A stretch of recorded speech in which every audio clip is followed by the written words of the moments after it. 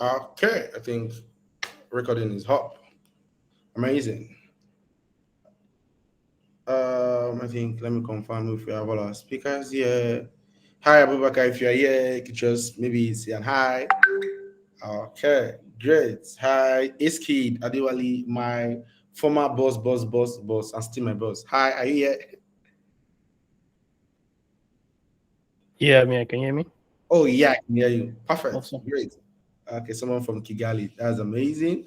Um, Minecraft still here. I think I saw you earlier on where everyone was repping Kenya. Hi. Hi team, this is Michael or MK. Awesome. Awesome. Great. Hi, Namsu. Hi, Timothy. What's popping? I'm fine. I'm great. Your boy remain loyal. Okay. I think Ada. Hi, Ada. Are you here already? Um, I'm not sure. This. Give me a minute. Um, minutes.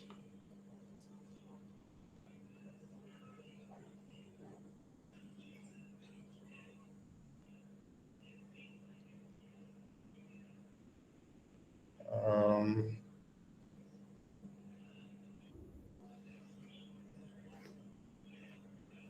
okay, please just a minute.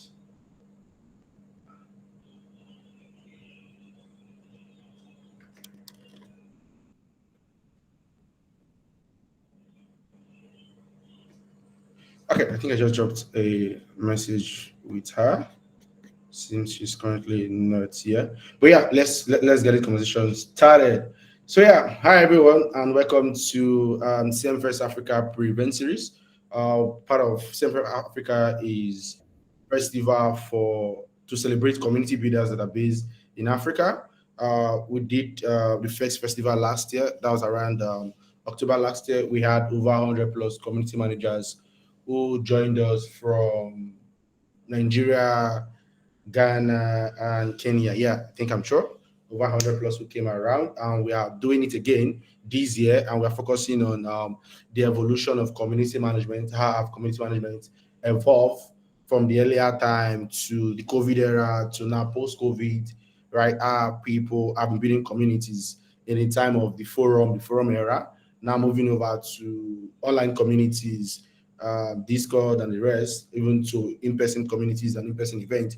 I kind of like um, every aspect our community has involved. That's why we are currently having this conversation with various community builders, community managers, and people who have built communities earlier on, a few years back. I'm talking about 5, 6, 7, 8 to 10 years to share insights around how they build communities and learn from them and also understand mistakes they made and how we can able to learn from those mistakes and stuff around that. So yeah, since we have like 4 out of our 5 speakers, kind of like kick off this conversation. So before I do that, let me kind of like run down the introduction of all the speaker here again. So having Adewale Abati, currently developer advocate at Block, having Namso, currently the co-founder of Kimoyo Insight. I was formerly the regional lead for F4 Africa, that's Figma, Friends of Figma. Then we're having Michael Kimati, currently the head of developer community at head of developer community Africa at African Talking. Also, he has been building a lot of developer communities in Kenya. Also the community lead for Atusha community events in Kenya and so on and so forth. Then also having Abubakar Sadikango, currently the developer evangelism program manager at Discord. Then finally, we're having Ada Lucario, currently the founder of She Code Africa, and also Devre at Google. So yeah, I think this is a conversation I've been waiting for from the moment we set up this particular session. Because again, we'll be getting a lot of insight from this conversation.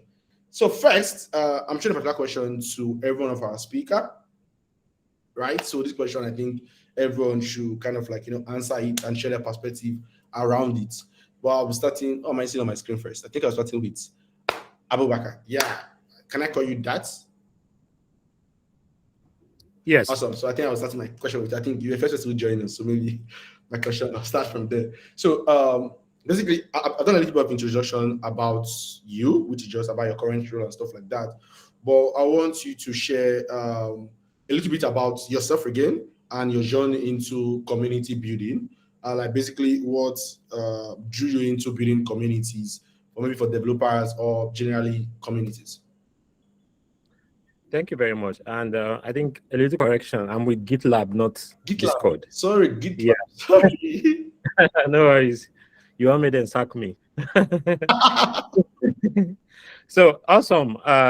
Once again, I'm Abubakar Siddiq Ango. Look, I mentioned that I'm in London. I came for a company meeting, but I'm originally Adewale's neighbor in the Netherlands, The Hague.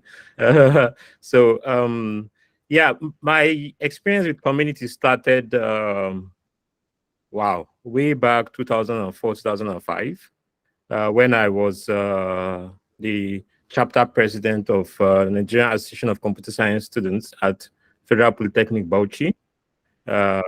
Originally, I'm from Southwest Nigeria, but I've lived most of my life in the north, just northern Nigeria, since it's not only Nigerians that are here. Northern Nigeria, Jos and Bauchi. I think that's where my experience with community started. We had to organize an event for students, and I was opportuned to invite Microsoft then, 2005, and a couple of other companies, Zynox, to come to the school, give scholarship for trainings in the institution, and even some certifications. I think then Microsoft certified certifications were very popular then. So I think from there, I've been doing community up till 2015 when I started Google Developer Group in Bauchi. And since then, I think I've done quite a number of communities, DigitalOcean, wow, plenty. I can't even remember some of them. But I've done quite a number of them up to this moment where I don't do a lot of it. So I'm more or less like a mentorship role because I've left some of it for those that are currently in, that just came into the community.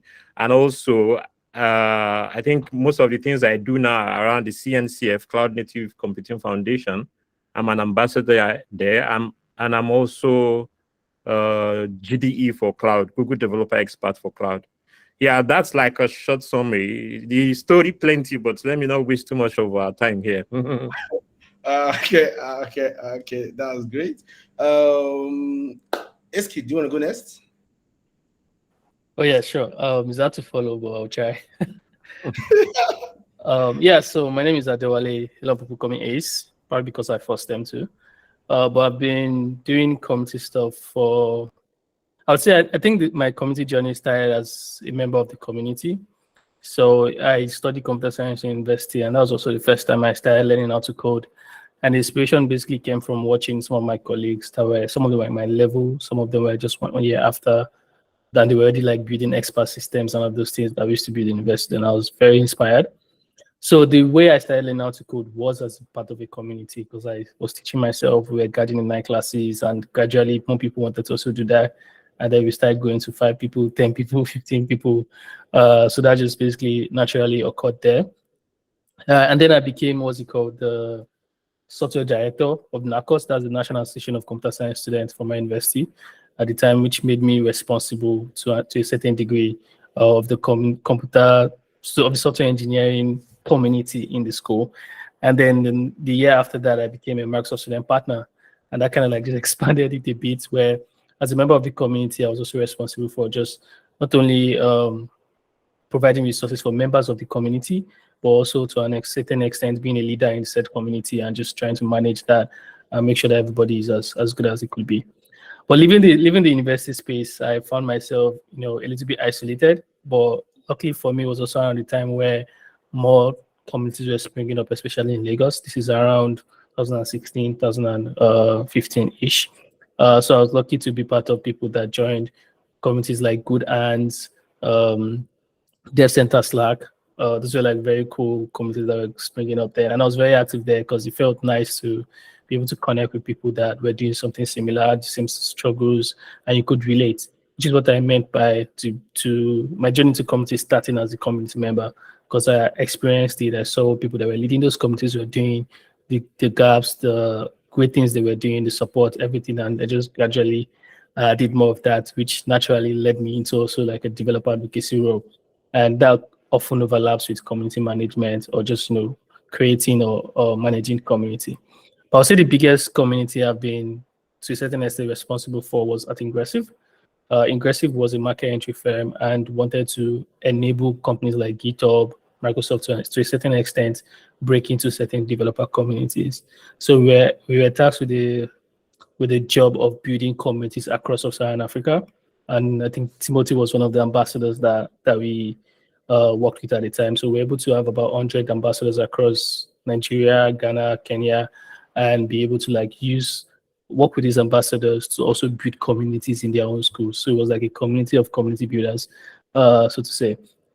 And then we had to also manage all of this. So this is probably the biggest community-focused job I've had throughout my career. Then after that, I was dev advocate at Flutterwave, the $3 billion company now. Before I moved to front-end engineer, and now then Code Sandbox, and now Block. Block is formerly known as Square, but it's the parent company of Square, Cash App, Tidal, and the like. So that is how I basically got to this point. Awesome. That's like an amazing journey. I think I remember the time when we were at Ingressive doing that. I think Mike, do you want to go next? Yeah, no worries, Tim. So my name is Michael Kimadi. You can refer to me as MK, just my two initials. I like keeping it simple. So my journey, as most of you here, started back at the University of Nairobi, doing computer science. And actually, it was very interesting because it was raised by a need of building some AI, which is now taking over. We had this need to build AI, and then one of our professors introduced Ruby. And since after investigation, we found out Ruby has some excellent open source community. And I and my colleague who runs FinPlus, which is one of the big fintech company here as a CTO, we decided to be meeting. But of course, over time, people fell off, started getting people from outside the campus. And we decided, okay, why can't we just build this even beyond the school? Since then, almost 13 years now down the line, the community has grown to over 10,000 members, and we are expanding across Africa as the African Ruby community. You can check it out. Actually, we launched the website just a few weeks ago. Also, we started the Rails Guards, which some of the leaders are here listening on how we started this. So that's where it's all started. But ideally, it was just a need of can we get together and learn this faster? But fast forward, we also started the first GDGs together with Hamed Maui, who is based in Dubai nowadays, and Anthony Nanda, we normally call him Prof. I think he's synonymous in the developer ecosystem in Africa. He works for different companies. One of them, I think, is Microsoft. Immediately after that, I started BlackBerry community when they were launching BlackBerry 10. So we had to, play around with C, hardware and stuff. Down the line, things changed from focus for developers to enterprise. And shortly thereafter, I was called back to my alma mater to run an innovation hub known as Computing for Development Lab, which produced, some of the guys who raised a quite substantial amount of venture capitalist money, Market Force 360, which acquired a company in Nigeria, led by young guys, young minds. And then within the same time, I started Atlassian community. And actually, I need to say this at this point. When I graduated in 2013, I was split between, going to Seattle to work for Microsoft or join Google at, in California. And, I normally joke, but it's really, really, it was a serious debate among in myself. And marry a very beautiful Latina wife, have beautiful children. Buy myself a GMC kind of car, tint windows. But also, I looked at Africa at large. It might sound like, and I realized that for you actually to really work for a proper company, you have to like relocate, forget about Africa. And for me, it felt like you're paid to forget to solve our own problems. And I chose actually to just build communities. Then actually, there's not that much. Our brothers in Nigeria who are really doing well.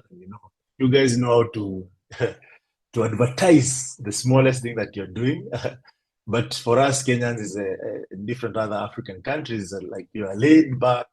So I was one of the advocates, like, can we build? We're not as many as Nigeria. We're not as vocal as Nigeria is. But if we focus on building solutions, then we're gonna get there. And I'm proud to say, by now, Africa is doing well beyond even Kenya. And fast forward, I've been doing community for over 11 years.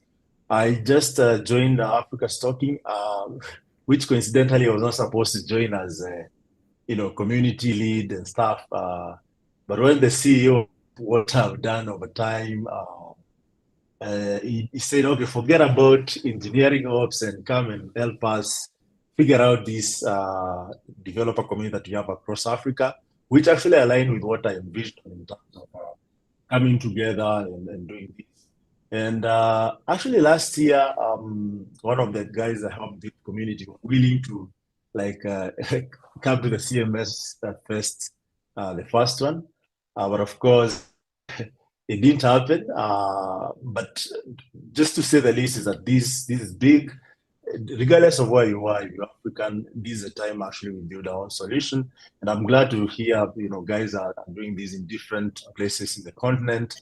Something else that I started last year is a podcast known as Impact Masters podcast. You can find us in all podcast channels such as Apple, Spotify, iTunes, Google Podcasts, as well as Amazon Music.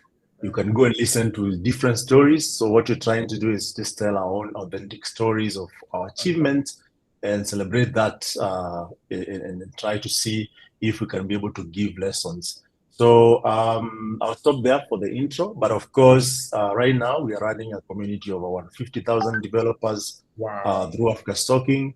And ideally, we have developers in the 54 countries across Africa. Wow. So forget about north, south, west, wherever, we have developers there. So right now we are doubling down to ensure that we upskill these developers. We start solving African problem, that we face. So if you're here, you want to join the movement, please head over to community.com/Africa Stocking. And some of the developers actually are here, and they can tell you the experience themselves. Thank you so much, team. Awesome. That's great. Really love your intro. That's over 10 years of experience. That's building community time of BlackBerry. That's really crazy. Okay. I think we still have Namso. Hi, Namso. Hey, Timothy. Oh, great. Yeah. Yeah.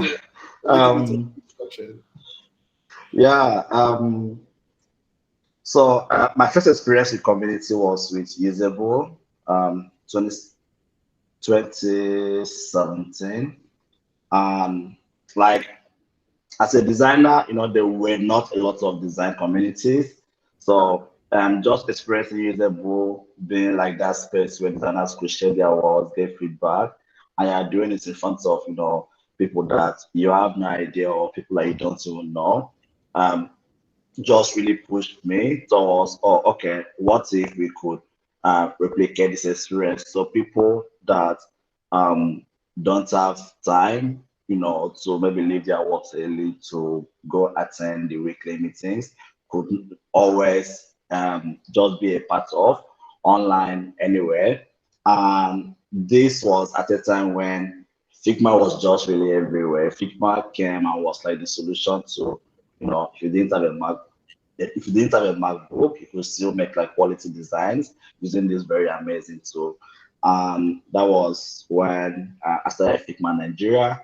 Initially, it wasn't like Figma Africa, it was Figma Nigeria initially, just for Lagos. And then after a while, I think after the first meeting that we had with the line attendants, we decided to expand it to the rest of Africa. And we did some really amazing stuff because that was when we realized, oh, what if we could push design even to universities, push it into some of the learning curriculums in computer science department. And we got to expand it to about 22 cities in six countries, I think within the first 6 months. There was a lot of work. There was a lot of people that helped push that vision. There was also a lot of ideas that we were exploring. One, how can we make it engaging for people? How do we also make sure that we have activities that will make this plus people to feel safe enough to share their work, engage in design challenges. Yeah, I think I did Figma for some time before now linking up with Mariam, my current co-founder, and we now still started Kimoyo Fellowship. Kimoyo Fellowship was supposed to be everything that we couldn't do at Figma Africa. First of Figma Africa, Kimoyo Fellowship was supposed to be that space where, like, okay, what if quality doesn't need to scale? What if we can just really focus on impact with a small number of people, take the learnings from there, and maybe now look at applying that to a large number of people? That was also a success because we ran 2 successful calls. We just got tied down with Kimoyo Insight. Yeah, I think with design communities, it's also been amazing seeing what Figma, what First of Figma, First of Figma Africa group is doing right now, where they've taken it beyond, design activities within Meetup, so Twitter Spaces, just making sure that it's accessible to everybody, no matter where they are, and not just having it on those event speaker type of platforms. So it's like it evolving with the times. Awesome. That's amazing. Really, really proud of the work you did at Figma Africa, Friends of Figma Africa. Yeah, I was really a big fan of that. So yeah, I think someone just joined us, my co-host. Hi, Anifa. Are you still here? Yeah, I'm here. Hi, can you hear me? Yeah, and can hear you. Finally, my co-host is here with me. That's great. So okay, yeah, I think Ada's still not around. I think we'll be keeping up the conversation. She might um, join us later on. So, hi, Anifa, anything you want to add into the conversation? Yeah, I mean, apologies for joining a little bit late, and thank you again to all our speakers. I think you've been, really amazing moderating the session so far. So, I mean, we've been listening to a lot, and thanks again for actually doing this. One of the reasons why we specifically picked this topic, and in preview, like in focus to the main event itself that's coming up, is because we wanted people to see, where the evolution of community management has been coming from, especially in the continent. And I'm, really proud to be here, especially having Adewale as well, my direct, my direct teacher. And yeah, so this kind of moves me on to the next question that I'll be asking. So first off, I'll be asking Adewale, and the question is, in all the times that you've been, in terms of community management, especially in your early days, because we want to kind of learn lessons from our past so we know what our future would look like. Could you share the biggest challenge that you've challenges or the biggest challenge that you faced as a community manager and how you overcame them?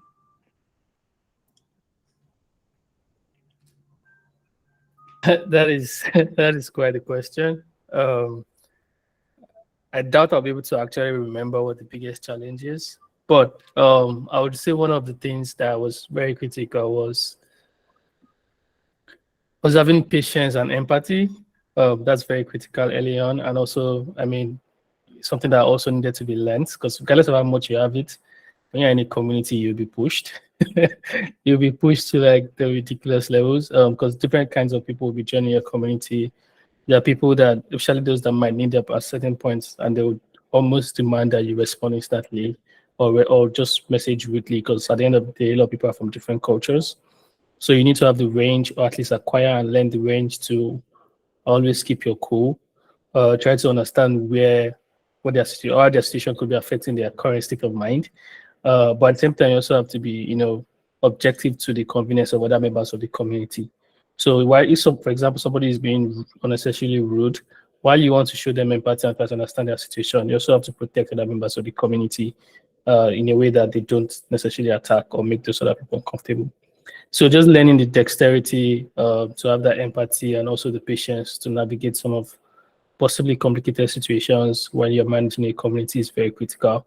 There are people that could come in, and there was a time I can't remember which of my communities it was, but I was managing stuff, and this guy just came in. I was using the F word, was just cussing here and there, trying to get people to help him, and I'm a Yoruba boy, so I had to like just take a minute, look at the message, take deep breaths. All of those things are very critical to be able to respond, and then you find yourself responding as nicely as you can to somebody that is cussing you out.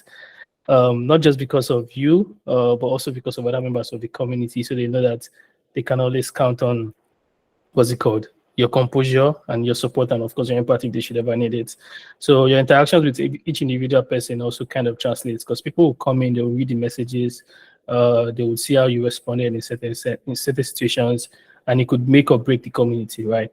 So it's very important for people to feel at home, but also know that if there's any major threat, you can also take decisive action to either take the person out of the community, ban people, all of those things. So it's like a fine balance between controlling such power, where you get to show clearly that you are serving, versus just leading people anyhow. So yeah, I say that would be one thing that had to be learned. Yeah, I mean, I feel like a lot of community managers here can relate. And you were speaking, and I was like nodding my head as, oh my God, oh boy, yes, yes. Especially when you're a community manager that Yeah. manages multiple chat rooms, and then that's like a lot of conversations that you have to moderate and ensure that nobody is breaking those rules. And I think it's really important the way you've also shared it as well, because it kind of also defined how a lot of people kind of approached creating rules and regulation for your community, and just being able to just keep your cool. Yeah. Because people can be really, really crazy. Thank you so much for sharing that. And I just noticed that I didn't introduce myself. Hi everyone, my name is Hanifa, and I am currently the programs and community manager at Ingressive for Good. Previously Ingressive LLC, where I worked with Adewale as well. So yeah, that's kind of like the chain of line. So my next question is going to be going to Abubakar, and essentially this is kind of talking about how community management can be emotionally damaging or emotionally demanding. Let me not use the word damaging, but so how do you personally manage burnout and stay motivated throughout your career so far? Thank you. Can you hear me clearly? Sorry, I'm actually walking. Hello, can you hear me clearly? Yes, I can hear you fine. Okay, awesome. Yeah, I think managing burnout, it's a lot. When you are managing a community, like Adewale mentioned, you have people from different cultural background, different ways of life, basically. So the first thing would be, as a person, what's your reason for joining a community in the first place? Why do you want to manage a community? Then Also, at the end of the day, what's the goal you want to get out of it? So once you've defined a goal for yourself, the next thing would be the community you are managing. Uh, what is, how do you define success? Now, we found a lot of community where the goal is a number. Oh, we want to influence like 200 developers, or we want to build a community that is 100,000 and so on. But at the end of the day, you get to that number, what next? So I think one of the things that I do is to ensure quality over quantity, so that you will not get frustrated anytime you are building your community. And we've had situations where you are teaching people things and you keep repeating the same thing over and over and over, because everyone coming to the community are basically new. So by the time you organize an event next time,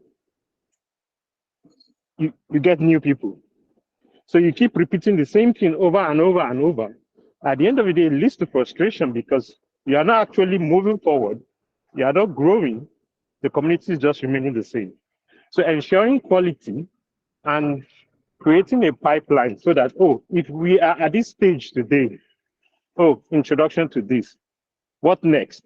How do I move people from being completely new in the community to actually delivering results, to actually learning, to actually growing, to actually becoming the goal at the end of the day? So it's very critical to have that goal in mind, your measure of success, and also a pipeline to drive people to that measure of success. So it helps to reduce frustration, because at the end of the day, your sponsor or organization that is funding the whole thing will want to see results. And where there's no result, because, oh, we are organizing events, everyone is coming, they are collecting swags, we are getting numbers. Does it hit the goal of the company at the end of the day? Probably the company wants, oh, we want more developers to be aware of our products, or we want them, we want our products to become popular in the community. But you've organized like 100 events, but we've not seen up to 100 signups. So the frustration will come in from the company, and at the end of the day, you'll be pushed to drive more results, which will lead to more burnout for you. So it's defining your goal, creating a pipeline towards your goal, and ensuring you are able to move people through that pipeline is one of the ways you avoid burnout, from my experience. Wow, I feel like you've covered a lot. Actually, I mean, you talked about the onboarding process, you talked about the goal setting, talked about data collecting, report, and even learning how to tell story and convincingly, tell your bosses, people that hired you, especially if you're working for a company, that what you're doing actually matters. And this, relates to me recently, where I started a community from scratch. And it's been 3 months, and what I heard, we launched the community just about a couple of days ago, and what I heard was, you've used 3 months to do strategy alone, blah blah blah. And I'm like, oh boy. And we've had this conversation over and over again, and anytime we have it, it looks like, oh, they actually got it, this is exciting, but they want to see result now. And these are some of the things that we actually battle with. So which leads me to my next question. This is directed to Michael. So we're going to be talking about, again, coming from the early days, if there's kind of like a defining moment or a specific experience that significantly influenced your approach to community management, something that made you stay, in the industry. Well, I mean, for me, I was lucky enough to figure out that at the end of it all, any community is not about the company, it's not about the product, it's not about, all these ulabalu of return of investments. It's basically about the members who really show up every day. And one of the things I realized that as much as all is said and done, may it be company supported or language or open source or community supported, The members are the most important aspect of the community. Otherwise, there's no community. Something else that helped me, say I'm lucky to build a community in Africa, because at the core of it, African DNA is community. I don't know where I've gone in this Africa where I don't find people either associating with their tribe or certain area and being proud about it, and also telling you more about it, and even willing to asking you to test the local food, just to give you a taste of the community. But ideally, if I tell you building community is easy, I'll be lying to you. And I've seen it all. Because when I started building community, actually, there was no tech community per se. But if there are a couple of things that you need to note. One is that you will be distracted. If you like it or not, there will always be distraction. Either maybe you don't have the funding to run a community, which you have to chime in from your pocket. You'll be willing to forego some of the opportunities that you'll see some of your members take and run with it and grow. You even forget that, they grew from the community. You should be able to celebrate some of those wins and ensure that, you look back at those wins and say, for sure, if this was possible for this member, then maybe I can make it possible for another 10 members or 100 members and so on. I've seen people also start communities because they have this ideology that, you're getting sponsorship money is a get rich quick kind of approach. And when this doesn't come through, of course, they give up or the community itself dies. I've seen people start communities just to get a job. And once they get that job, community, they bid goodbye. But one thing that actually has kept me going is the success of every member in different levels. To see someone actually come from nothing in terms of skills or exposure or even background and try to take an opportunity and run with it. This actually has kept me going on. But also to avoid burnout for me, it has always been from day one.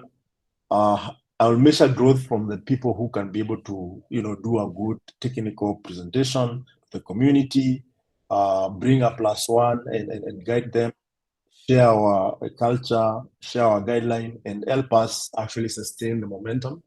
Also, people who leave the community and go start another community. Right now, we have all the languages that exist, kind of communities, very active.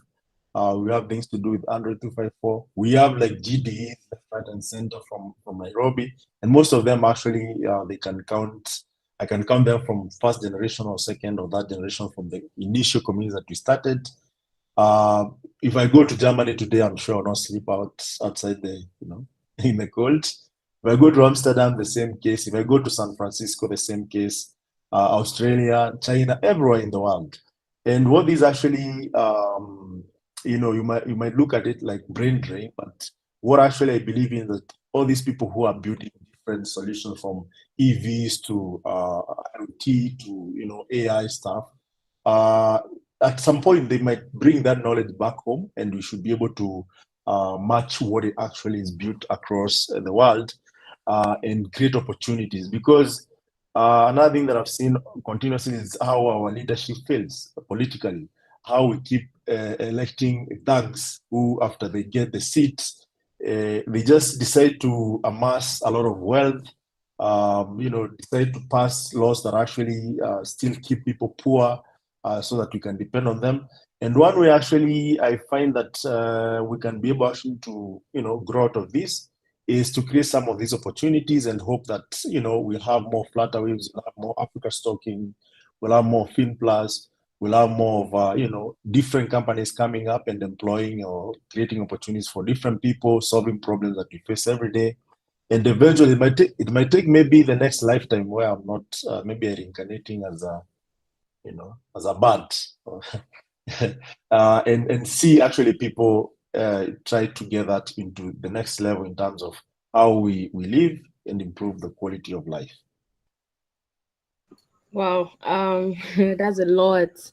That's a whole lot. I mean, there's a lot of reason for people to stay, and usually we've seen where you don't get to quickly, I don't want to use the word earn, but the role of community managers over time, well, now in the industry, or now in Africa, there's a lot of companies that are now starting to understand, the importance of community management. But we've seen over time that previously communities, get started by individuals that just wants to be leaders, just like Seth Godin wrote in his book. And this also brings me to remembering when I started the Foster community in my school at the time. And I didn't even know I was in community management. It was just born out of need. And a lot of communities are usually born out of need, or born out of, something like that as well. So thank you so much for sharing that, Michael. And so this is my question to Namso. And I think after this, we have about just 15 minutes. So we'll go over just one question for everybody to answer together. And so to Namso, in the fast-paced digital landscape, community management has evolved significantly, which we've all seen. What are some key changes you've observed in the role and responsibilities of community managers over the years? I want you to just talk about how people are calling community managers social media managers, but I'll allow you to answer the question. Okay, all right. So yeah, there's always going to be, things that we are used to evolving, and it's also as our job as human beings to also make sure that we are keeping up with the times.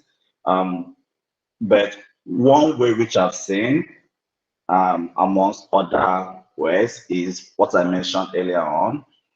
So previously, like even up to now, I still get a yearly subscription message from Meetup.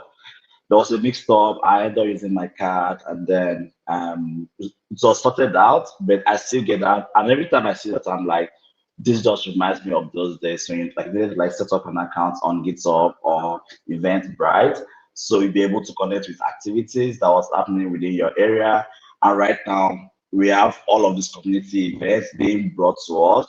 So Twitter Spaces, IG Live, it just makes it much more easier to access all of these programs. So someone that's trying to learn, and maybe they are within a community, or they don't, or they say they don't really have much access to a community to grow from, and is most of my place of, oh, I don't really want to, because it's much more easier right now to learn from communities, to be a part of this community, and even contribute.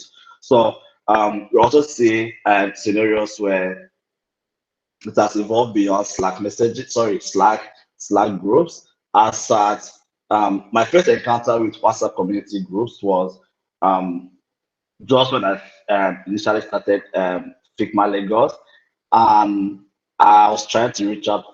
Someone reached out to me from Congo, and added me to this WhatsApp group. Congo, they speak French, so communicating with them in that WhatsApp group was crazy, because I had to use Google Translate, type, copy it, paste, get the translation, paste in the group, whatever they are responding to me, and copying, pasting, getting the translations, so I know how to reply. And then they just, people are making use of whatever they can to make sure that this thing, there are no barriers for them. There is much more easier way for members of the communities to contribute, share. So if you select community, are more like, oh, these are people that are cool, so these are people that are friends, people that you kind of look forward to. There is much easier access to them right now, via community rapport, or just like what we are doing right now, where there are people that might have probably reached out to them, but they're seeing their names in these groups now. You can now maybe get like a much quicker response, or just easily reach out to them. So some of these innovations, it's also moving away from Twitter Spaces to, we have people also creating IG Reels, and these are things that can be shared across WhatsApp status. My still really basic. There are people that are benefiting from this. Not everyone has to keep the data on 247, so people actually turn it off, and then that moment when they turn it back on, they're getting all of these messages instantly. There is also a lot of people that are not aware of all the things that we know right now. in tech. So all those people that have much easier access from being on social media, also with the issue of people calling community managers, social media,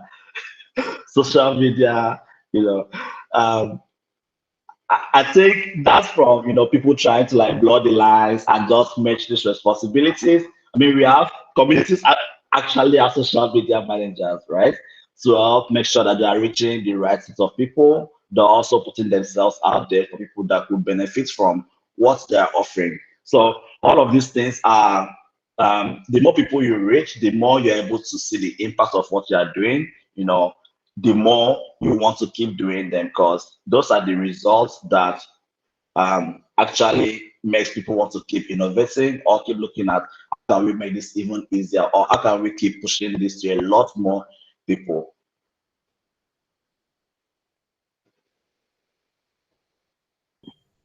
Yeah. You're muted, Anita. Okay. I just saw it. Thank you. Thank you so much for sharing that and for actually, breaking it down with a lot more. And I think, some of the innovations that, just like you mentioned, is some of the things that we at CM First Africa are trying to solve. I think last year was the first time ever that we did the festival, just for Africans. And it was really beautiful, just seeing community managers coming together to celebrate themselves. And just, it was that day that we told everybody, do not respond to any community members. Today is your day. And we started to kind of see that as something that we want to be doing continuously, because a lot of us learned community management from you guys. We also learned from from the West, from Europe, from US. And we've seen that, the same way community managers are building communities for their own community, is very important to also build community amongst community managers themselves. And the one of those in innovation is CM First Africa, and that also leads me to announcing that our tickets are out, and feel free to go ahead and purchase your ticket. I think Timothy is going to share the link in the chat box here, and to our big bosses as well. You could also help, share a ticket or two. And also for everyone here, if you have any questions, I can see a question from from Augustine. But before I ask that question, I'm going to go around one last question for all the speakers to answer while we are collecting questions from the audience, and then we'll round up very soon. So my last question is, and I'm going to be starting with Michael, then Abubakar, then Adewale, then Namso. I hope I remember that arrangement. Anyhow, that works. But anyways, the last question is, for those looking to start a career in community management, what advice would you give them based on your experience?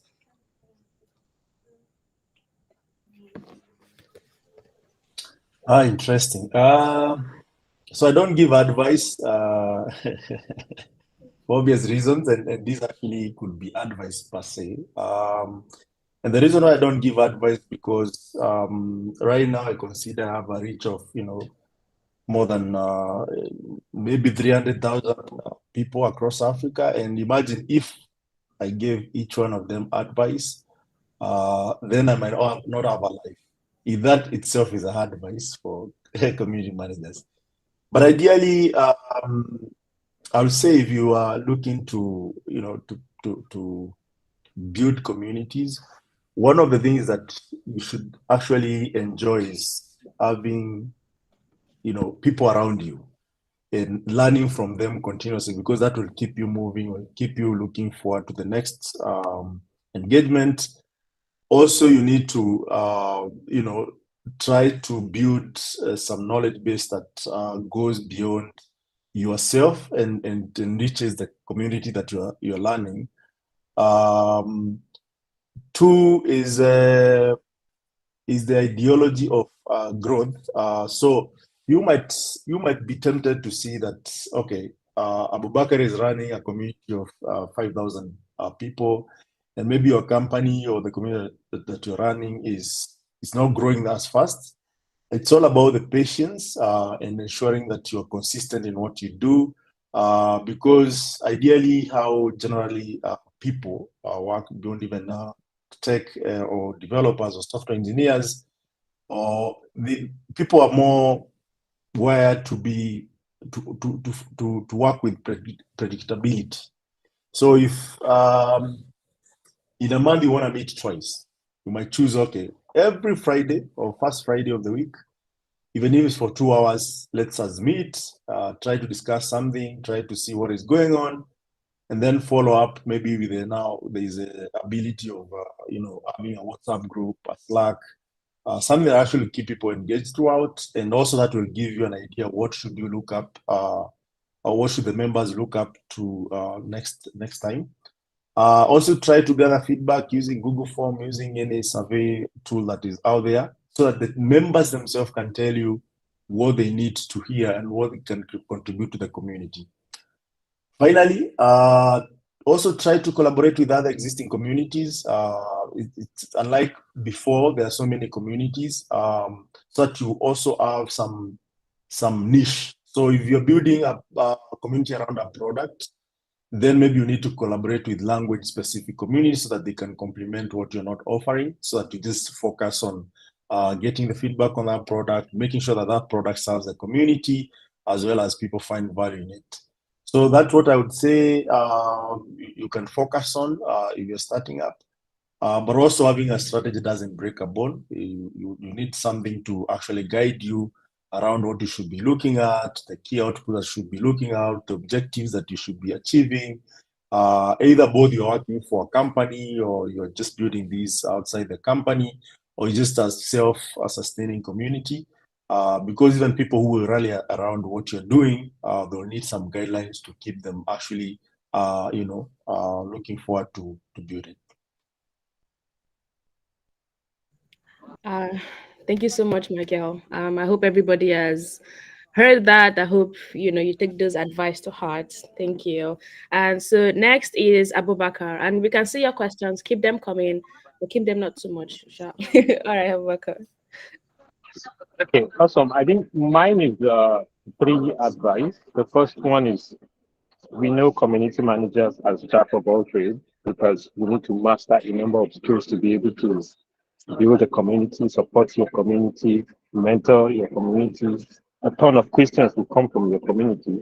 But my first advice should be, you should be a master of one by defining a career goal for yourself, so that you know the path you are taking as you are building that community, as you are growing the community. You yourself, what direction are you going? How are you growing?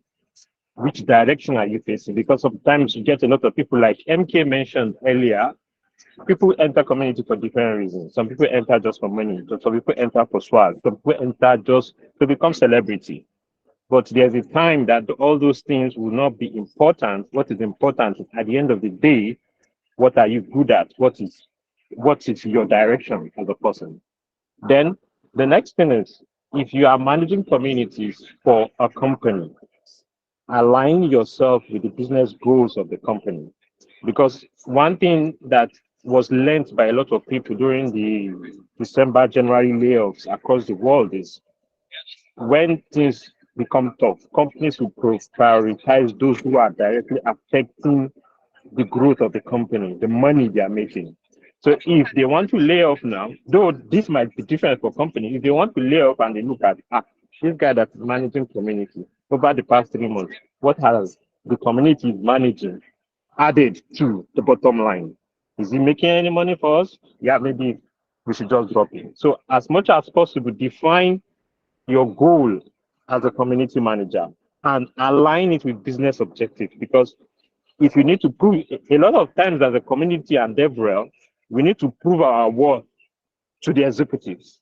It is easier to prove your worth to the executives by saying, oh, I organized this number of events and it added so number of dollars or naira or shillings or whatever to the business at the end of the day. So instrumenting that to be able to show, anytime executives are like, oh, what have you achieved? You have a number to give, you have some dollar signs to show. It shows your worth as a person. Then the third one, I think I forgot the third one, but basically is network. It is extremely important to network. MK mentioned there are situations you find yourself where The only thing, the only currency you have to spend are the people you know, are the people you've connected with. You want to organize an event, you're like, oh, let me tap Adewale here, let me tap, maybe Adewale knows a sponsor somewhere. Oh, MK, I want to go and do something in Nairobi. I reach out to MK. I want to do something in Lagos. I reach out to this person or that person. It makes it easier to be able to get things done. Or even when opportunities are happening. I've been in GitLab for like 7 years.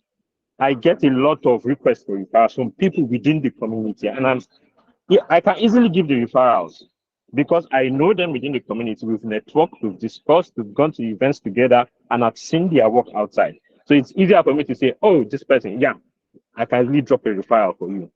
Or, oh, an opportunity came up that I'm aware of because of I'm close to some industry things happening. And I'm like, I know this person in this community who can be able to get his job done. So networking as much as possible is extremely important at the end of the day, because if you find yourself in some tight corners that only certain people within your contacts will be able to get you out of it. And building that network makes life much more easier for you as a person in a community, as a community manager, and as an influencer within your community. Yeah, thank you. I think next is Namso Adewale. I've forgotten the order. You and me both. Thank you so much, Abubakar. Well, if either of them wants to go first, I don't mind. I can go next. I think people have shared very insightful stuff, and I can only add to it. I think one thing that could be added is the fact that when you're building a community, you have to also realize that you can't do it by yourself. This would also escape burnout. So when you support members of a community, you're able to also recognize and enable the people in the community to be able to help each other out. You have to try as much as possible not to like tunnel vision, like tunnel the funnel that everything has to go through you. But if you're able to support the members of the community, then you find yourself, even in your absence, you would see that other members of the community are stepping up to help other members of the community. And that gives you more grace, more opportunity, more space to rest, to be efficient, effective, as the case may be, and still achieve even a more connected community as is your goal. So as much as possible, enabling members of your community to help other members of the community is also something that you can prioritize along with all the amazing advice that people have shared. Perfect. Thank you so much, Adewale. I feel like that's one of the most important advice out there, learning how to enable your community members to be your community moderators, so you don't get to do all the work yourself. And that tunnel vision, tunnel funnel is super, super important. So Namso. Yeah. I feel like at this point, everything has pretty much been said, like network, build friendships. It's much easier, inviting a friend for an event and getting yes on that. It's much easier doing it with people that are also interested in, like community building. On that part, I also want to add that one way that you can also get people within the community to be interested in various activities could be, learning how to transfer excitement. So and someone mentioned something about getting people to, get involved in design challenges.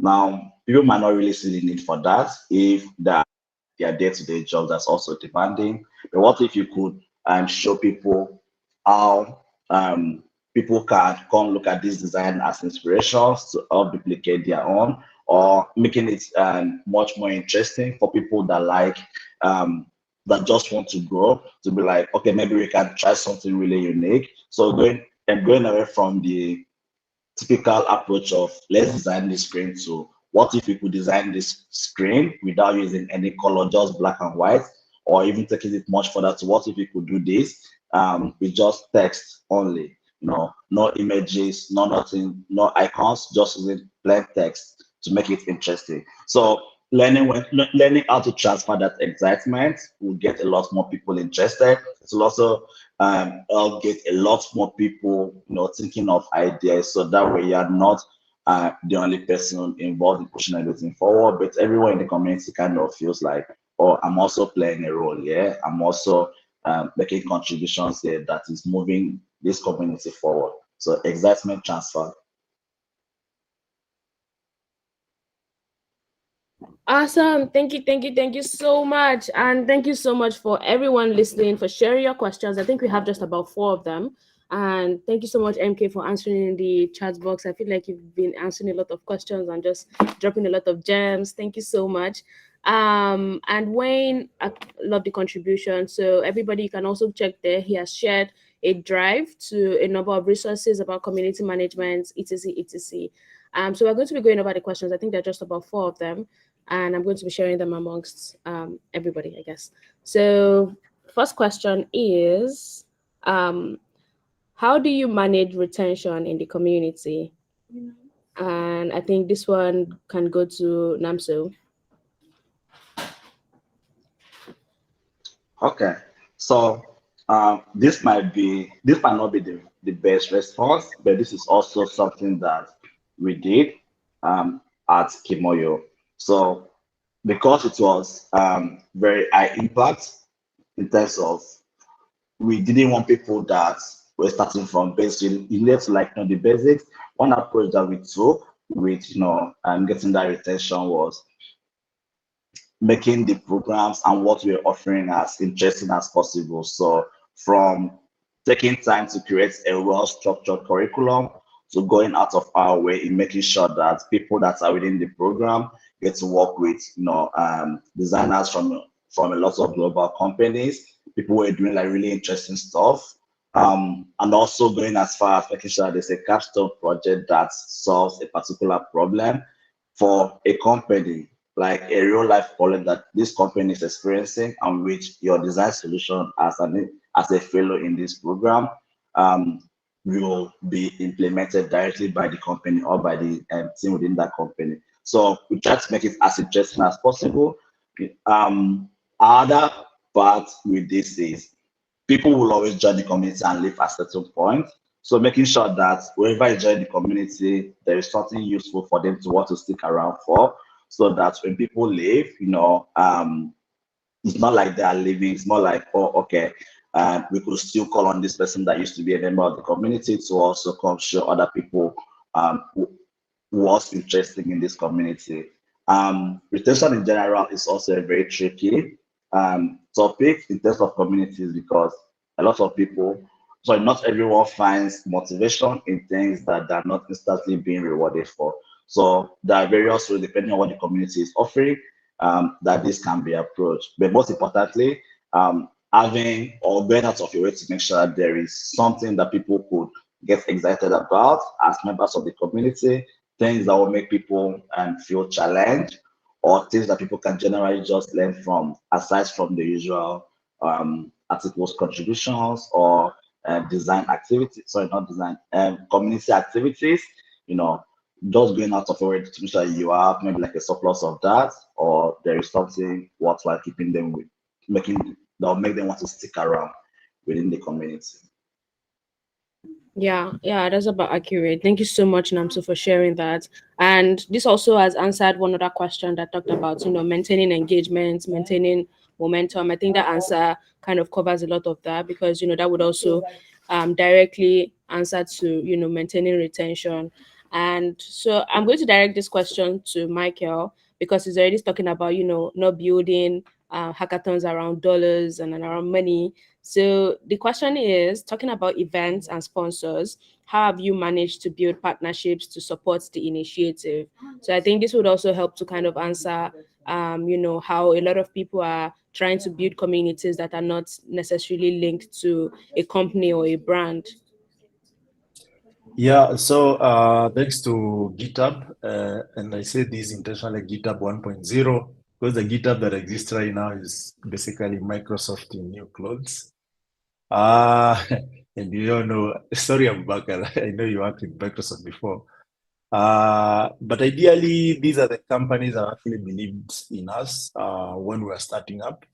And it just took us sending some emails, to the GitHub and GitLab later. And actually, they got the idea, and they were ready to send us some cash to do a couple of things. And for us, we were honest enough to, share the results, share what was going on, the achievements.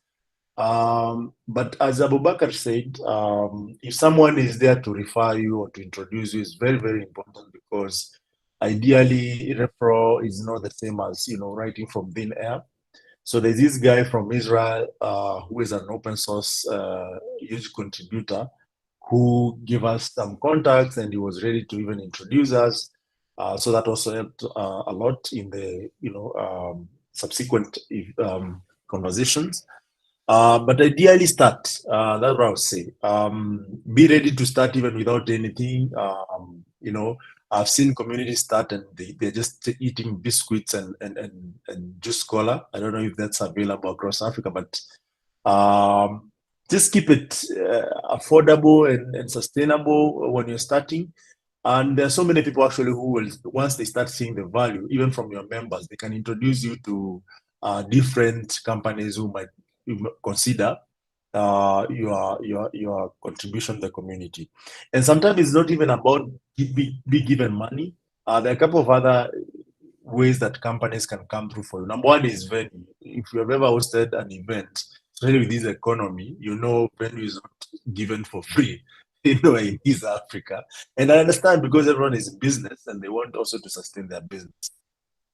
People can actually show up for technical support, because remember, maybe you're just you and you want people to learn some of these skills. Things like DevOps, emerging skills like AI, machine learning, that it's really getting the momentum. There are companies who would be willing to come and take people through that training, which is value in itself, and it also helps you grow the momentum of your community. But for sure, if you need to get some resources in terms of dollars or swag, or even cloud credits, there are companies who are willing to support you through that. You just need to talk to different companies. You might send, like I remember when you were doing the first Ruby conference here in Nairobi back in 2015, I sent emails around maybe 500 to 1,000 emails. I sent to Japan, China, people even who don't speak English, but I was like, okay, what do I have to lose? At the end of the day, my big responsibility is to make sure that this conference happens. And to my amazement, we did not get so much resources, but that initiative actually propelled us to where we are today. And it shows so many people that this is doable, these people are serious. And over time, we have received great speakers, creators of Homebrew, senior engineers in Microsoft, from Microsoft, GitHub, Spotify, people who are just paying their own flight, hotel and everything, just to come and speak to this community. People even don't know Africa, by the way, guys. Outside Africa, no one knows Africa. You'll be surprised that someone is asking, where is Lagos? Okay, Lagos is more popular nowadays, but someone will be asking, where is Nairobi? So these are some of the things that you need to do. Start, keep the momentum. Everyone wants to join a moving, vehicle. Be ready to start small, and things will be okay over time. Just be consistent in it, and it will just fall into place. Yeah, thank you so much. Thank you for answering that question. And I think one of our last speaker joined in. I'm sure probably network or something. Thank you so much for joining in, Ada. And before Abubakar drops off, I can see that he says he wants to drop off in 2 minutes. Abubakar, if it's not too much, I wanted you to answer this last question that's just popped in. So I'm here. Okay, so how does one know that a specific program is great for your community, especially if a majority of the community members are new to tech, and still retain those current members? Yeah, I think I had quite an experience with this Malibu community in Bauchi. The first thing is to really understand your community, your local community. I think an experience was when I started doing a lot of GDG, and you'll be asked, you should introduce your community to Kubernetes. My community, where some are still probably not used to how to even use computers, how do I introduce them to Kubernetes? How do I introduce them to Google Cloud? How do I introduce, for example, there was a time we did Android Study Jam, like how many years back? before Kotlin came and so on. Some of them don't even know Java. They don't even know how to write a single line of code. How do I introduce them to some of these things? So really understanding your community and creating that pipeline where they are able to learn those basic skills that will help them grow to where whatever community you are running is expecting you to be. Okay, it's one of the things when someone asked about company aligned communities and non-company aligned communities. It is easier for you to grow your community when you are not aligned with certain companies. But when you're aligned to certain companies who expect you to grow your community and be aware of their own technologies, it becomes difficult to like, oh, there's AI out there now, and you want to teach your community AI. Where do you start from? Probably a lot of members in your community don't have no idea about AI. Where do you start from? Do you start telling them about LLMs? Do you start telling them about Vertex AI and so on? They will need the fundamentals. So understanding your community and giving them that basic knowledge right from the beginning, then creating a pipeline where they are able to grow as your community grow is extremely important in growing the community. Because at the end of the day, it's the investments that you put in growing them that will get to a point whereby you can now say, oh, we have experts in this, we have experts in that, and those people can then come back as mentors, maintaining that pipeline so that they come back as mentors to teach the community again and recycle those mentors that way. Because the community are familiar with the people that are now good in what you've been teaching them, it is easier to learn and they can see examples. Because it is easier for you to say, oh, you should come and learn AI because this is what you get from it. At the end of the day, people want to see, is this a career for me? Is this something I can invest my life in? Is this what is more, especially if you are in communities where people prioritize going to school, doctors, these lawyers, and so on. How do you convince them that going into AI will be better than that, especially when they have parents or community where you are seen as not doing anything if you are not in medicine or you are not in all those traditional fields. So giving them that platform to be able to say, oh, so and so is an example. He's doing AI, he's in this country, he's in that country, he's able to achieve this, he's doing that job. And that person comes to talk to them is a way where you can maintain a pipeline where people grow, come back, contribute to the community, and the circle continues. Even if it is small, even if it's just 2-3 people, at least you have examples that can still come back, grow more people, and the circle continues that way. Once again, thank you very much. I have to drop. It's been nice being on this call and sharing with my organs and the awesome talk here. Thank you very much. Awesome. Thank you so much, Abubakar. You practically explained, a lot of non-profit African tech communities out there. And to Fatima and Augustine, I didn't miss your question. I just want to kind of direct them to the appropriate people that will be able to answer them directly. But before I ask those questions, let me quickly reintroduce Ada. Ada, hi, can you hear me? Hi, Hanifa. Yes, I can hear you. Hi, everyone. Okay, great. Thank you so much for joining. And so quick one, one major question that we've asked all the speakers here, and you could also help answer as well, is to tell us a little bit about your community and, kind of the story coming from early on, because, we want to go into the lessons, insights from building communities from the early days. Okay. Hi, everyone. My apologies once again for joining in really late. I lost track of time. Hanifa has asked me to share a bit about my community, but I run multiple communities. I think I will just focus on one, which is She Code Africa. Thankfully, today is the 8th anniversary. So She Code Africa has been running for 8 years, and it's a community of African women in tech. It started in 2016. So what we do is that we provide a community platform for women and girls who are interested in going into tech or looking to scale up in tech. Aside from the community platform where we provide them support, we also provide them trainings and form of boot camps, meetups, hackathons, events. We have an upcoming event that's on the 30th. All of this, we also try as much as possible to work with existing communities and government agencies and other tech companies as well to provide the support to these women. I think I'll just put it at this. I hope that answers the question, Hanifa.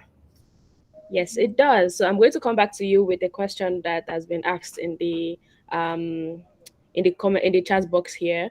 But before that, I wanted Adewale to ask you to answer rather the specific question around the hackathon. If you could provide some insights into orchestrating a successful hackathon event. I don't know where to start from in that regard. I think it's important to understand what the goal of the hackathon is, because that would then help you shape up. It's almost like a ChatGPT question at this point, like, how can I set up a hackathon? But yeah, I need to understand what the goal of the hackathon is, and then you start to shape the hackathon. But at the end of the day, regardless of what the goal is, you want to have products at the end of the day. You want to make sure that within the time frame of the hackathon, people are actually able to build something. Because if nobody's able to build anything, then the hackathon has lost its purpose. Of course, beforehand, there's some administrative stuff that needs to be sorted out before that, in terms of like the prize, how many winners you're choosing. Make sure that all of this information is readily available and participants understand what they're getting into, so you avoid any misunderstandings after the fact. So that is also very critical in terms of communication. But for the technical part of the for the hackathon, it's just about understanding that this is what we want people to build. This is the tools you are providing for them. These are the conditions, the code of conduct, the rules and requirements for them to be able to build stuff and make it as clear as possible, and give them enough time to be able to also build this thing outright. But when it comes to like more specific details, I can't think of anything, because it's going to boil down to the organization you work for, the community you're building, the types of community, types of product that I want them to build. So it's going to be to require some more specific domain knowledge to be able to like provide any more useful information beyond that. But yeah, if you are trying to set up an hackathon, make sure you have clear communication around the prices, expectations for the participants, so that regardless of what the parameters are, everybody leaves knowing what they're getting into, what the outcome could be, and also how everything wraps up at the end of the day. Perfect. Thank you. All right, so this is the question that's going to be going to Ada. So this question is a little bit long, so I hope we can all understand it. So this is a question from Fatima. She's asking, how do you get members to participate in a challenge that you do bi-weekly in your community? You're trying to help members build their portfolio and increase their skills, but sometimes people like to compete for money and get geared up because money is involved.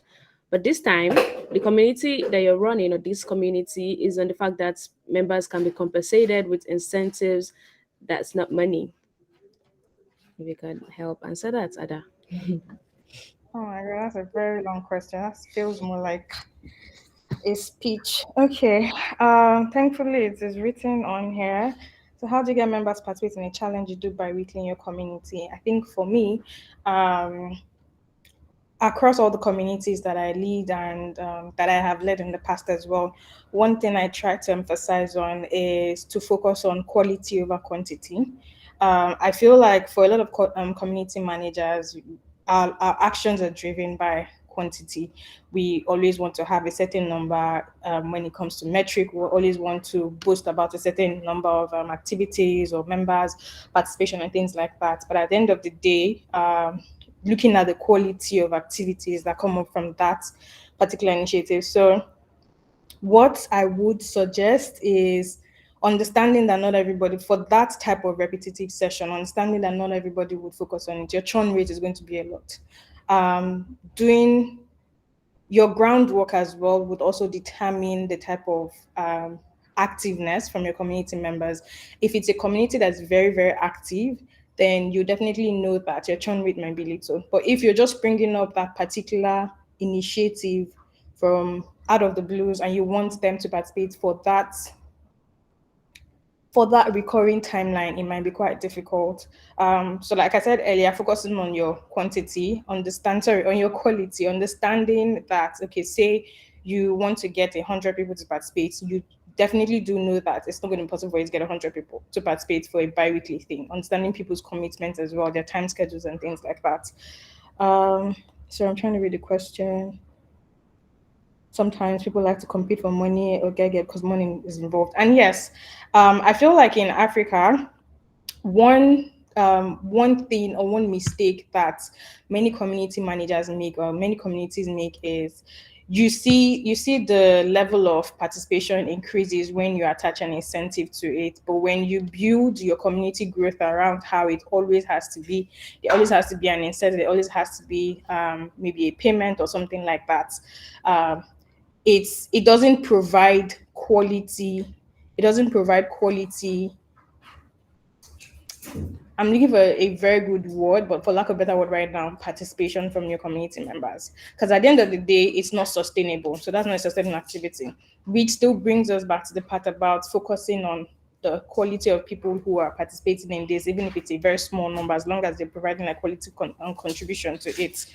I would suggest that yes, every now and then, provide the incentive, but don't let your initiative or whatever that activity or challenge is be focused on um, having an incentive to it. Because at the end of the day, what it would just make it look like is they're only focused on that incentive. They're not focused on the growth that's associated with that challenge. They're not focused on any of the metrics that you're focused on. And the moment you withdraw that incentive, it's going to be even more difficult to get them back on track.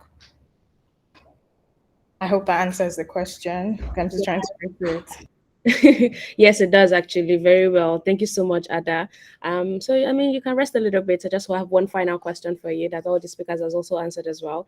But I wanted Timothy to be able to answer directly to Augustine's question because it's just asking about the Web3 startup, and I know Timothy has a little bit of experience. So Timothy, my fellow co-host, so this question is saying that when managing communities for a Web3 startup, what are your thoughts on including newsletters and its effects to building and engaging the community? Okay, can you hear me? Yeah, loud and clear. Awesome, great. So basically, one thing, the Web3 space is kind of still evolving. So basically, one thing newsletter does is kind of keep your community members informed around the latest thing around the Web3 space. So basically, for me, I kind of like feel like newsletter is one of like the biggest thing to keep your community informed about the latest development around the Web3 space, and also kind of like create engagement around them. Because again, when various news and various stuff pop up in the Web3 space, that kind of like create conversation around your community members and create engagement for you, right? Because again, when it comes to engagement, content brings engagement. If there's no content, there's like literally no engagement in your community. So, and this data is kind of like one of the biggest that create engagement. Again, if you run a data, it most likely goes to their emails regarding latest stuff, goes to their emails directly. But one thing that works when it comes to managing Web3 companies, kind of like bring those particular information you shared via the newsletter into the community platform. Anywhere you host them, either you host them on Discord, host them on Telegram, WhatsApp, anywhere you're kind of like hosting that particular community, you kind of like bring those information you shared via your newsletter, most of the important one, and kind of like share them on the community. I kind of put a link to the newsletter again for them to subscribe and get more details regarding more detail, more information regarding Web3. So again, newsletter is one of the biggest things for creating information on Web3, and I feel like it solves the engaging thing again in Web3 because it's still kind of like an evolving space. Yeah, thank you so much for sharing that, Timothy. And so finally to Ada, as a nod to the past and a glimpse into the future, if you could offer one piece of timeless advice to current and aspiring community managers, what would it be? Okay, I would say that is to never stop learning, especially when you're a community manager in tech. The ecosystem is constantly evolving, things are constantly changing, and our field is very diverse. Because I mean, with the different fields that is in tech, you can dabble here and there. And as community managers, you need to be up to date with best practices, with community guidelines, with tools and technologies, etc., to benefit your community members. Because you're like the house of knowledge for your members. So it's to never ever stop learning. Yes, amen. Preach. Always learn. I'm always reading one book or the other. Always learn. Thank you so much for that advice, Ada. And hi Tokwe, we are about to actually close the space. We want to be very, very respectful to our guest speakers. So if you do have a question, maybe you could send it, to us, and we'll make sure to get those questions across to them and get the answers across to you. And so once again, thank you so much to every single one of our speakers. We've learned a lot from you. We've uncovered the timeless wisdom from your years of trial and error. Because without your trials and errors, we probably won't be here. We'll be doing a lot more errors as well. So we've learned from your challenges, we've learned from your successes.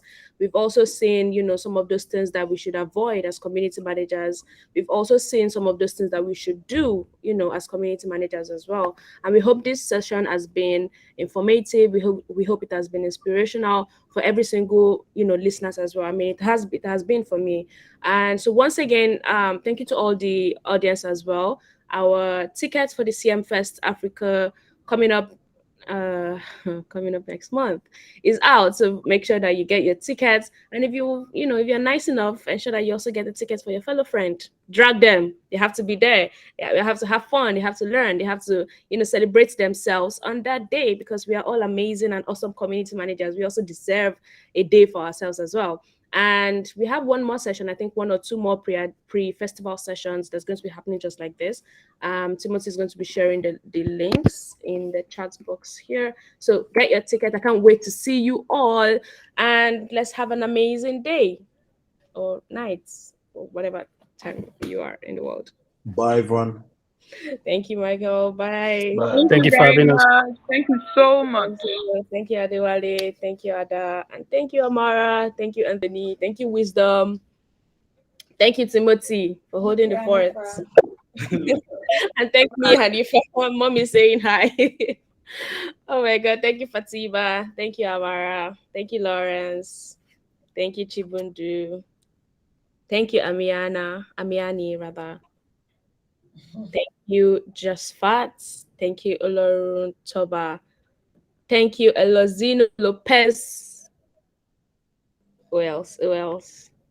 Thank you, Wayne. And thank you, everybody. Have an amazing rest of your week. Am I would you people will now thank me? Thank you, CM Fest Africa. Oh my God. All right. Yeah, it's amazing. I think we have a session on Friday. If you are looking at connecting your community members to opportunities, we're doing a session with the folks at Prepare on Friday by 7 p.m. I just kind of like drop the link to read on the chat. lu.m/PROXM. Just check the chat session. I dropped a link to it. If you're looking at connecting your community members to opportunities, this is like a perfect session for you to attend. We'll be having the folks at Prepare. What Prepare does is they connect African tech talents to the best global opportunities through community-powered platform. What they do, they usually follow this uniquely partnership approach, working with various communities, like communities you are building, to be able to source talent from your community, from your members, and place them in global opportunities.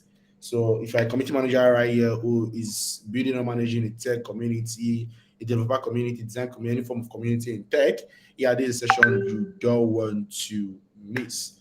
So can you just register for the session? We're pushing out invite again and emails to everyone who signed up for this session and to every member of CLA, C4A, CM First Africa. You'll be getting an invite to this session, and we hope to see you on Friday so you can be able to learn ways to be able to connect your community members to global opportunity. And Stephen even benefits from it, even get event support for events you'll be doing. There's a lot in store for our conversation on Friday. So do well to sign up for it and also share with other community managers who are building communities in tech.